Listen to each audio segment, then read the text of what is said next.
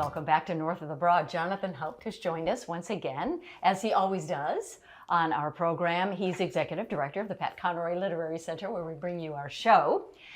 And we're going to take a little walk and talk, and we are going to enter the Cassandra King Conroy conference room in just a moment. That's but right. First, we're in the entryway, and this beautiful, it's a tin rep. It's painted picture. on tin. Yes. So Fleetwood Covington is the artist who did this piece for us, and it's inspired, of course, by Pat's year of teaching on Defusky Island, Right. and in particular a photograph taken by Billy Kaiserling, our former mayor, Right. which is in the adjacent room, the classroom here. We're in sort of the education wing side of the Conroy Center. I love and it. then opposite it, sort of bounce it out, we have a rarity here. This is the poster from Conrack starring John Voight, which Pat actually signed right there Yes. as well. Wow. Beautiful. Now we're going Yes. to enter into the room, the very special room, and we're going to first go to this corner. It's the Anne Rivers Siddons corner. And why Anne Rivers Siddons? Anne was a major force in Southern writing, and she and Pat were contemporaries, but she had started out a little bit before he did. So when they were both in Atlanta, she was a little farther along in her writing career and was able to sort of mentor and guide Pat.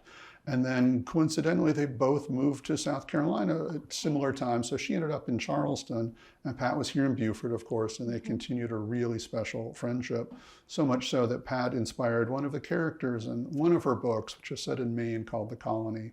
But they were great friends, and she was very dear to our Conroy Center and to Pat as well. She passed away 3 years after he did, and her family wanted to honor that connection between her and Pat by having this nice display here in Cassandra's room. Absolutely, in the, like this plate, what is that? That's actually from a restaurant that was on Hilton Head. There was a Conroy's restaurant in what is now the Marriott. Beautiful. And then I love this pic, Pat and Anne, the Atlanta years. Yes, it's really nice to and then commemorate this- her story in several ways here in this Okay, corner.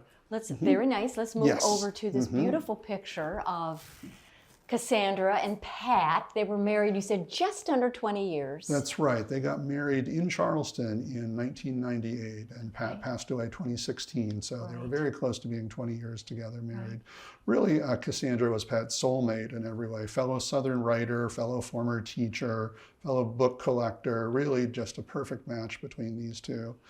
When they got married, Pat's promise to her was that she would always have a writing room of her own, that they would be equals in this marriage in every way, including the use of space in the house, them both being professional writers. So here at the center, we honor that by having a conference room in Cassandra's name. That is her special place. Yes, absolutely, which she does use on occasion, as do a lot of other folks. But this room was made possible by this whole pantheon of Southern female writers, all of whom are connected either to Pat or to Cassandra, and they're all represented here in the room as well at the display. The love story is so sweet. They were really just a match made in heaven. Absolutely. This particular photograph, I remember, I was not there, but I remember when this was taken.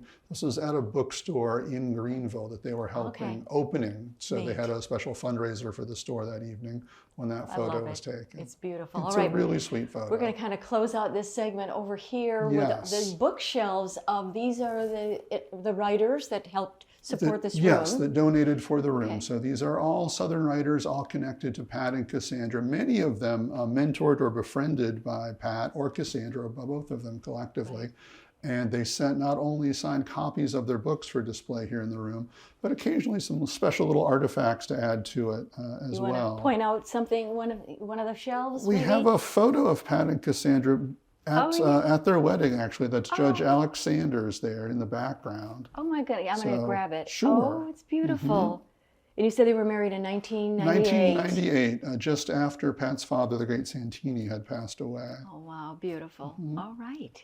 Very nice. And then over here, we have about 30 seconds left, Jonathan. We have a photo of Pat and Jonathan Green, our celebrated Lowcountry artist right there with some of Cassandra's books. Very good. And we also have one of Pat's students from Beaufort High School, Valerie Sayers, who's now on our board of directors, has all of her books. And a great photo with her and Pat just before Pat's 70th birthday right there as well. Well, thank you, Jonathan. Appreciate it. I love our walk and talks. Me too. We're going to each room in the Pat Conroy Literary Center. We'll be right back with more North of the Broad.